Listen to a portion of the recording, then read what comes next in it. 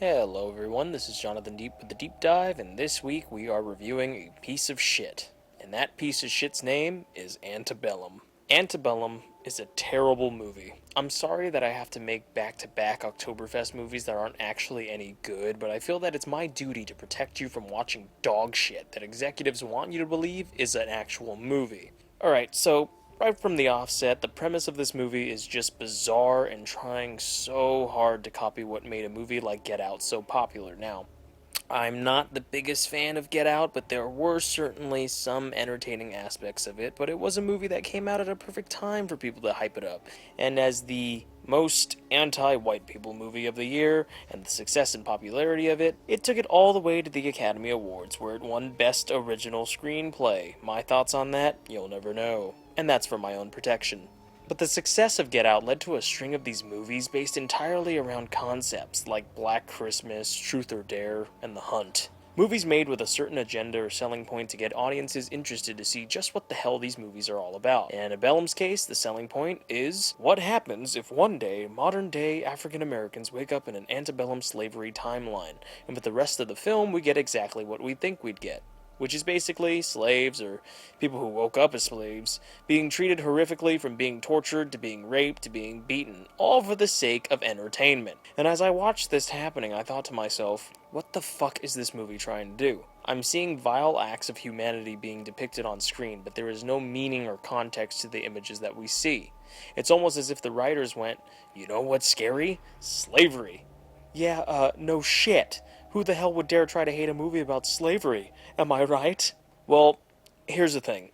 If you made this movie trying to expose the evils of slavery and that was your focal point, then what's the point of trying to make this some sort of woke horror movie that turns into a mystery all of a sudden, mixed with comedy? It's an insult to actual human beings in our history who went through this awful shit, and to try to make a horror movie out of a scenario as mind-numbingly stupid as this. And as the mystery of the plot gets unraveled in this thing, it makes me wonder, what the fuck was the point? This movie seems so invested into just making you feel disgusted and squirmy in the first 30 minutes, and then trying to make you laugh in the next 30 minutes, and then just confusing the hell out of you and having an unsatisfactory resolution towards the final third act.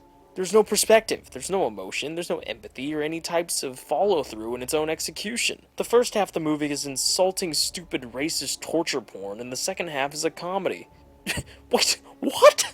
There is no direction to what this film wants to be. It just falls flat on its face. Even the villains in this film, who were naturally, of course, evil and disturbed people, are just cartoon characters. Like, you know how people usually make fun of white people from the South, you know? Like, hey, did you hear me, boy, this and that? That's literally the villains in this movie. They're like Foghorn Leghorn.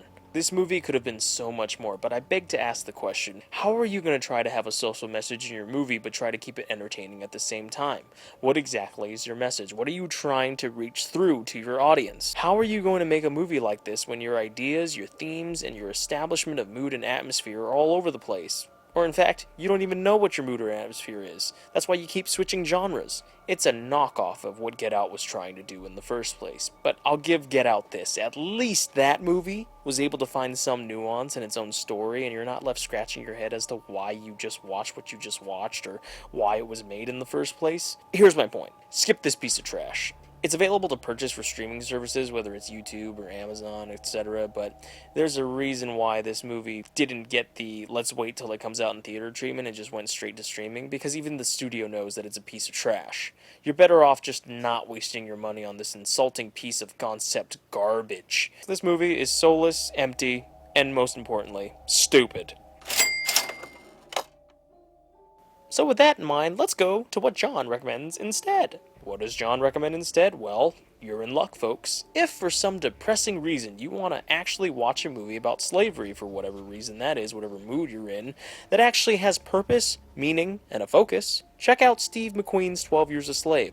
It's a haunting true story of a free black man named Solomon Northup who is kidnapped and sold into slavery and must endure and survive his ordeal in the hopes of making it back home. It's a haunting, depressing, gorgeously shot, beautifully scored, wonderfully acted, and most importantly, a memorable piece of film that will leave you with no words to explain the emotional journey you went through. You see, Antebellum, this is how you make a movie about disturbing events in actual history without making it insulting to your audience. Thanks for watching, everyone. See you next time.